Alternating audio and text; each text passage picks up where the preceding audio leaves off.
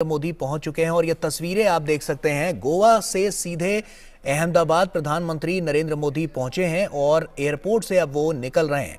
ऐसे में आपको बता दें कि जिस तरह से ये जो प्रचंड जीत हासिल की है यहां पर बीजेपी ने, उसमें सबसे बड़ा योगदान प्रधानमंत्री नरेंद्र मोदी का रहा है। और आप देख सकते हैं अभिवादन को स्वीकार करते हुए प्रधानमंत्री नरेंद्र मोदी यहां से उनका काफिला अब निकलता हुआ नजर आ रहा है। काफी महत्वपूर्ण ये पूरा चुनाव रहा है और इस चुनाव में जिस तरह से प्रचार प्रसार में प्रधानमंत्री नरेंद्र मोदी ने अपनी पूरी ताकत झोंकी और उसके बाद पार्टी के अन्य नेताओं ने भी पूरी ताकत झोंकी, उसी की बदौलत गुजरात की इस धरती पर बीजेपी ने प्रचंड बहुमत हासिल किया। 156 सीटें, जो कि इतिहास रच दिया यहां पर भारतीय जनता पार्टी ने। इससे पहले इतनी सीटें यहां पर कभी नहीं देखने को मिली थी। और ऐसे में आप देख सकते हैं कि प्रधानमंत्री की इस झलक को पाने के लिए लोग किस तरह से सड़कों के किनारे उनका इंतजार करते हुए कि एक झलक उनकी एक बार फिर से देखने को मिल जाए। और ऐसे में प्रधानमंत्री नरेंद्र मोदी इन सभी लोगों का अभिवादन स्वीकार करते हुए नजर आ रहे हैं। काफी महत्वपूर्ण प्रधानमंत्री नरेंद्र मोदी का ये पूरा जो चुनाव का कैंपेन प्रधानमंत्री नरेंद्र मोदी के नेतृत्व में हुआ, उसका ही नतीजा रहा कि जो सीटें निकलकर सामने आई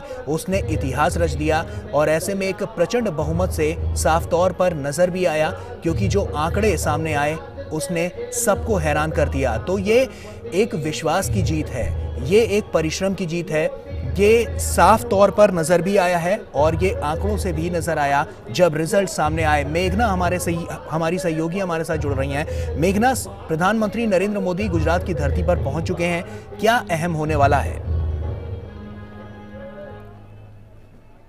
जो कि शपथ ग्रहण समारोह है भारतीय जनता पार्टी की फिर से एक बार सरकार गुजरात में बनने वाली है और उसी के लिए प्रधानमंत्री नरेंद्र मोदी गुजरात आए हैं। गांधीनगर में कल दोपहर के बाद ये शपथ ग्रहण समारोह होना है और उसके साथ गृह मंत्री अमित शाह भी मौजूद होंगे प्रधानमंत्री नरेंद्र मोदी के साथ। और अभी देखिए अहमदाबाद आए हैं प्रधानमंत्री नरेंद्र मोदी, नाइट हॉल्ट यहीं पे होगा। और आप जिस तरीके से देख सकते हैं कहीं भी प्रधानमंत्री नरेंद्र मोदी जब भी अहमदाबाद आते हैं तो काफी बड़ा हजूम नजर आता है लोगों का, खास तौर पर उनका स्वागत करने के लिए। और यहाँ पर साफ तौर पर नजर आ रहा है कि जो कार्यकर्ता हैं बहुत ज्यादा उत्साहित हैं और साफ तौर पर प्रधानमंत्री नरेंद्र मोदी का स्वागत करते हुए नजर आ रहे हैं। और प्रधानमंत्री नरेंद्र मोदी भी उनको वेव कर रहे हैं, उनका अभिवादन स्वीकार कर रहे हैं।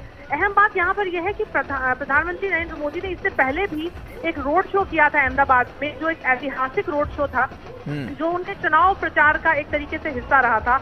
और अगर हम कहें तो एक आखिरी सबसे ज्यादा एक्शन पैक्ड जो अगर देखें तो प्रचार वो था जो जहां पर उन्होंने तकरीबन 50 किलोमीटर का रोड शो किया था और अहमदाबाद में ही किया था। और जिस किस्म का हुजूम उस समय भी नजर आया था वो देखते ही बन रहा था। और प्रधानमंत्री नरेंद्र मोदी के पॉलिटिकल करियर का सबसे लंबा रोड शो में से एक वो रोड शो था जो अहमदाबाद में उन्होंने किया था चुनाव प्रचार के दौरान। और अब जबकि प्रचंड जीत भारतीय जनता पार्टी को मिल चुकी है तो बेशक एक तरीके से यहाँ पर भी लोग मौजूद हैं, अपना उत्साह यहाँ पर दिखा रहे हैं। और खास तौर पर अहमदाबाद जहाँ पर अर्बन सीट ज्यादा हैं और अर्बन वोटर्स ने भी भर भर के भारी बहुमत दिया है भारतीय जनता पार्टी को। और एक किस्म का रिकॉर्ड प्रधानमंत्री नरेंद्र मोदी का भी जब वो गुजरात के मुख्यमंत्री थे उस समय जो उनका रिकॉर्ड था, जो रिकॉर्ड सीटें प्रधानमंत्री नरेंद्र मोदी को मिली थी उस समय जब वो मुख्यमंत्री थे गुजरात के, इस बार जो प्रधानमंत्री नरेंद्र मोदी कहते हैं जो भूपेंद्र और नरेंद्र की सरकार है उसने इस रिकॉर्ड को भी तोड़ दिया और 156 सीटें भारतीय जनता पार्टी की झोली में डाल दी। तो अहम बात यहाँ पर एक और चीज है कि जब बात हो रही थी एंटी इनकम्बेंसी की तो एंटी इनकम्बेंसी को एक तरीके से साफ तौर पर प्रो इनकम्बेंसी ने हरा दिया। बिल्कुल मेघना, और ऐसे में आपसे ये भी जानना चाहेंगे क्योंकि कल का दिन काफी महत्वपूर्ण है, इसीलिए प्रधानमंत्री नरेंद्र मोदी एक बार फिर से गुजरात की जनता के बीच आए हैं। तो ऐसे में कल की क्या तैयारियां नजर आ रही हैं, कितना खास होने वाला है कल का दिन? देखिए कल जिस तरीके से हमें बताया जा रहा है कि कल शपथ ग्रहण समारोह है और तकरीबन दोपहर के आसपास ये 2 बजे के आसपास ये शपथ ग्रहण समारोह होगा। और इसमें प्रधानमंत्री नरेंद्र मोदी बेशक रहेंगे ही और उसके साथ ही गृह मंत्री अमित शाह रहेंगे। हम जानते हैं विधायक दल की बैठक में इस बात पर मुहर लगा दी गई थी कि मुख्यमंत्री जो है वो भूपेंद्र पटेल ही रहेंगे। और उसके साथ ही अगर हम देखें तो ऑब्जर्वर्स निर्वाचित किए गए थे दिल्ली से, राजनाथ सिंह यहाँ पर मौजूद थे, अर्जुन मुंडा मौजूद थे और उसके साथ ही मौजूद थे यहाँ पर बीएस येदियुरप्पा भी, जिन्होंने इस विधायक दल की बैठक में एज ऑब्जर्वर वो यहाँ पर आए थे। सबसे बड़ा चैलेंज अगर हम देखें भारतीय जनता पार्टी के सामने ये है कि किस तरीके से मंत्रिमंडल का एक तरीके से मंत्रिमंडल बनाया जाए। क्या मंत्रिमंडल एक्सपैंड किया जाएगा, ये सबसे बड़ा प्रश्न है। उसके बाद प्रश्न ये उठता है कि जो मंत्रिमंडल है, ऑलरेडी एग्जिस्टिंग जो मंत्रिमंडल है गुजरात का, वो उसको भी बने हुए ज्यादा समय नहीं हुआ है।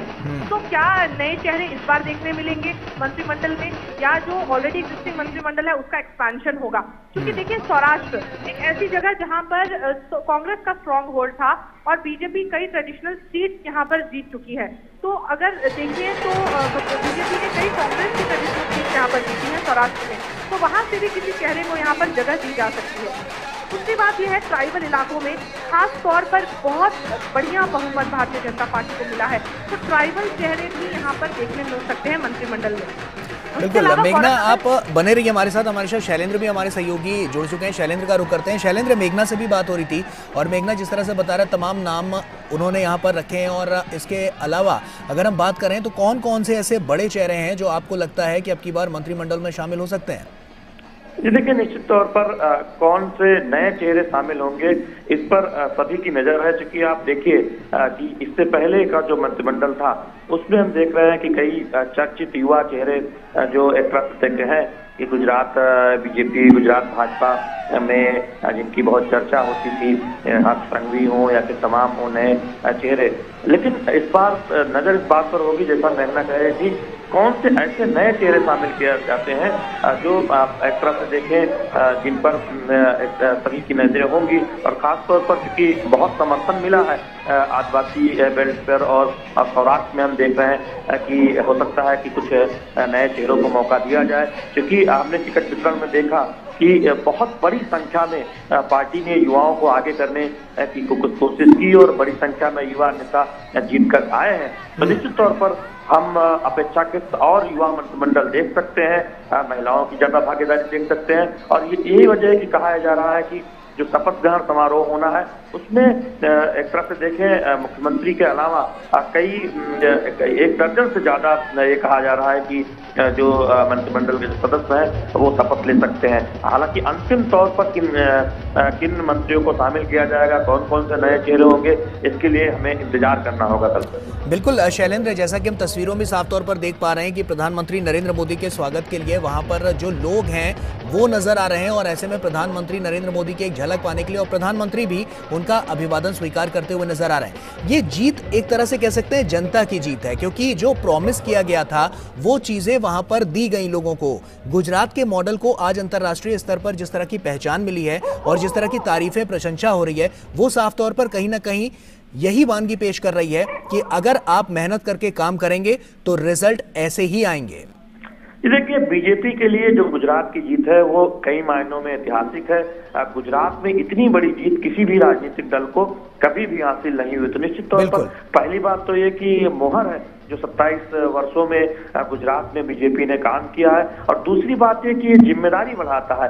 पार्टी नेतृत्व को ये बखूबी पता है कि जब जनता का इतना साथ मिलता है, समर्थन मिलता है, तो उम्मीदें और आकांक्षाएं भी बढ़ती हैं, जिम्मेदारी बढ़ती है। तो निश्चित तौर पर हम उस बात को भी एक तरह से देखें, जनता की उम्मीदों और आकांक्षाओं के बारे में भी पार्टी नेतृत्व सोच रही होगी कि गुजरात के विकास पर कैसे तेजी से आगे बढ़ना है, उसको लेकर जरूर मंथन हो रहा होगा। दूसरी बात यह है कि हम देख रहे थे कि जब चुनाव प्रचार हो रहा था, जब गुजरात में विधानसभा चुनाव हो रहा था, जिस तरह से प्रधानमंत्री के रोड शो में अहमदाबाद में ऐसा लग रहा था कि एक जन सैलाब उमड़ा है, एक जन समुद्र सड़कों पर उमड़ा।